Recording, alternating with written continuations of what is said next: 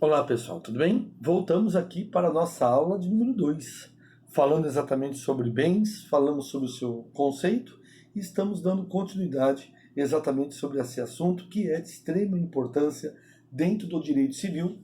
Haja vista, meus caros amigos, que o interessante no direito civil é a aquisição de determinados bens, mas disso vocês não tenham a menor dúvida. Tá bom? Por que uma pessoa entraria com uma ação, pessoal? Por que uma determinada pessoa ingressaria, por exemplo, com um pedido contra o outro? Porque sempre estará envolvendo determinados bens, tá? Ou bens corpóreos ou incorpóreos, bens móveis ou imóveis. Você já deve ter lido o artigo e já deve ter, obviamente, ter dado esse conceito básico para você. Mas nessas aulas, como eu te disse, é um ótimo complemento para esse estudo que nós estamos fazendo a partir de agora, tá bom?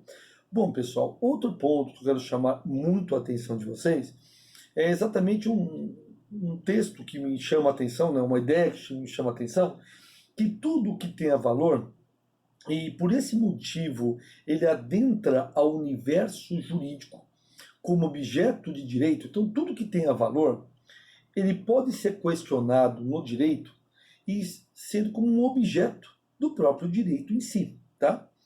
É um bem. Então, tudo que possa ser colocado como tal é considerado dessa maneira, tá? Bom, evidencia-se desta forma, meus caros amigos, a utilidade e a possibilidade de apropriação. São o que dão os valores às coisas, transformando-se em bens. Então, o que transforma uma coisa em bens é aquilo que tem valor econômico, que tenha utilidade e que necessariamente possa ser um objeto de um determinado direito. Então, imaginemos a seguinte situação, gente. Tudo que possa ser negociado a princípio não é apenas uma coisa, mas é considerado um bem, tá? Então, você pode chamar o seu carro de um bem? Pode. Um bem móvel, de passagem. A sua casa de um bem? Bem imóvel. E assim vai. Bem, em sentido de valor, para você ter uma ideia, bem, a palavra bem, no sentido de valor, utilidade ou interesse de natureza material, econômico ou moral, ou em outras palavras, pessoal, tudo aquilo que é protegido pelo direito, tendo ou não um conteúdo de valoração econômica. Então, tudo o que tem um valor econômico é protegido, sim, pelo direito. Tá? É protegido, sim, pelo direito. Quando falamos dentro, pessoal, da terminologia jurídica, quando falamos dentro do aspecto da terminologia jurídica, os bens, ele corresponde, gente, ao que nós chamamos de res, R-E-S, tá? Res dos romanos, tá? Porque, por exemplo, república, res pública, coisa pública, tá? Então, para nós, bens corresponde ao res, tá? Dos romanos, porém, nem sempre esses mesmos bens, só para você ter uma ideia, e a coisa, podem ter sentidos equivalentes, porquanto há bens que não se entendem como coisas, e há coisas que não se entendem como bens. Então entenda uma coisa, existem coisas que não são bens, e existem bens que não são entendidos como uma simples coisa. Depende do objeto. O seu celular, ele é uma coisa, mas ele é classificado como um bem, porque tem valor econômico. A luz do sol, ele é considerado uma coisa, porque não pode ser economicamente vendido, tá bom? Então não pode ser chamado de bem, tá? Bom, na compreensão jurídica, só para você ter uma ideia, gente, na ideia jurídica aqui de bens, somente como bens, grava isso, somente como bens podem ser compreendidas as coisas que têm o dono. Então, bem é tudo aquilo que tem dono, tá bom? Isto é, as coisas que podem ser apropriadas. Essa garrafa de água que eu tenho aqui, ela é conhecida como um bem? Sem dúvida nenhuma, gente. Ela é um bem, tá bom? Por quê? Porque ela tem valor econômico. Se é nova, obviamente tem um valor maior. Se é usada como essa, tem um valor menor. Mas que ela tem um valor, tem. Tá bom? E para mim tem um valor gigantesco. né? Porque é minha companheira aqui que mata a minha sede. Mas isso, gente, só por esse fato que ela é minha companheira que mata a minha sede, ou melhor, o líquido que está nela mata a minha sede, mas não é por esse motivo que ele é um bem. Ele só é um bem porque ele tem valor econômico. Tudo bem? Então, meus caros amigos, tem que ser apropriado. Agora, escapam, por exemplo, gente, no sentido de bens, as coisas, né, sem dono. Coisas sem dono, gente, é chamado res nullium ou nullius, tá? Tanto faz, nullium ou nullius, eu encontrei esses dois termos na doutrina. Amados, coisas que não têm dono, res nullius, tá? Nullius, é sempre o velho e bom latim aí. Então, se eu encontrar uma coisa na rua, eu passo e vejo lá, sei lá, um pedaço de madeira no lixo da pessoa. Eu quero pegar. Com certeza não tem mais dono. A partir do momento que eu adquiro, ele já é um bem novamente. Ou um pedaço de uma estante, ou um engradado, enfim, não importa. Tá?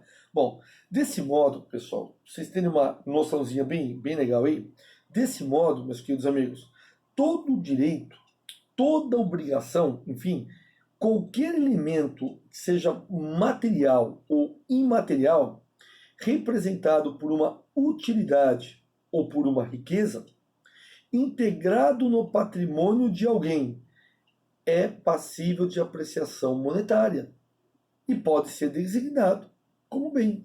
Então, gente, tudo que pode ser integrado ao patrimônio de terceiros é considerado como um bem.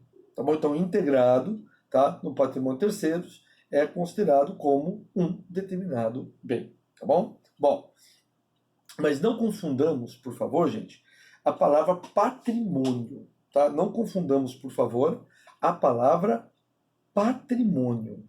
O que vem a ser a palavra patrimônio, não é, gente? É um conjunto de bens, perdão, de alguém que é o titular. Então, patrimônio é o conjunto de bens daquele que é o dono, o titular daquela história. Então, isso seria o patrimônio, tá? É a soma de tudo aquilo. Abrangendo, queridos, todas as relações jurídicas passíveis de avaliação pecuniária e imputável à mesma pessoa. Então, queridos, o patrimônio é aquilo que pode ter algum tipo de avaliação de pecúnia. Pecúnia, para quem não sabe, vem de pecus. O que é pecus? Gado, tá bom? Porque antigamente se pagava através de animais e não moeda. Depois vieram as especiarias, depois veio o ouro, depois a moeda cunhada. Tá?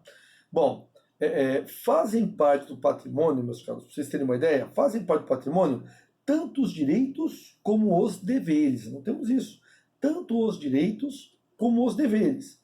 Tanto o ativo quanto o passivo. As duas formas, as duas maneiras se aplicam e se estendem ao patrimônio em si. Tá? Bom, exclui-se o que desse patrimônio, gente? O que não pode ser negociado. Bom, não pode ser negociado. O direito à personalidade. Isso não, né? Você não pode vender a sua personalidade. Isso é algo inerente e exclusivo a você. Não tem como. Direito à saúde. Ninguém pode vender a sua saúde. Olha, eu vou vender o meu rim para você. Não, gente, não podemos vender o rim. Tá bom? Não dá, não tem isso. O que existe no Brasil, próximo a isso, é aquilo que se chamava antigamente de barriga de aluguel. E hoje é chamado como barriga solidária. Tá bom, gente? Mas aí não é uma venda. É como se fosse um apoio para aquela outra família ter um filho. Tá? Bom, um outro exemplo também, direito à liberdade. Olha, eu vendo 10 anos da minha liberdade por tantos milhões de reais. Aí eu vou preso no seu lugar e necessariamente você me paga tanto. Gente, pensou se essa moda pega? Eu vou preso no seu lugar desde que você me pague tanto?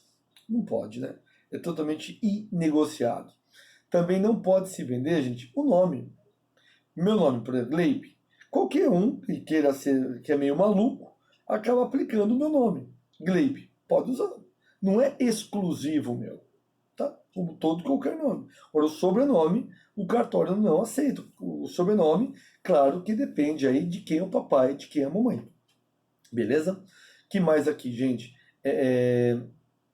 Vamos dar aqui. Inclui, gente, pra você ter uma ideia aqui, que não tem expressão pecuniária como direito de alimentos. A pessoa tem que pagar a pensão. Eu não tenho para onde correr, meu caro. A pessoa tem que pagar a pensão, não tem como vender esse direito, repassar para terceiros esse direito. Tá bom? Fica aí mais algumas dicas para você. Obrigado pela presença. Estamos juntos. Aguenta aí que tem mais aulas para ti. Tchau.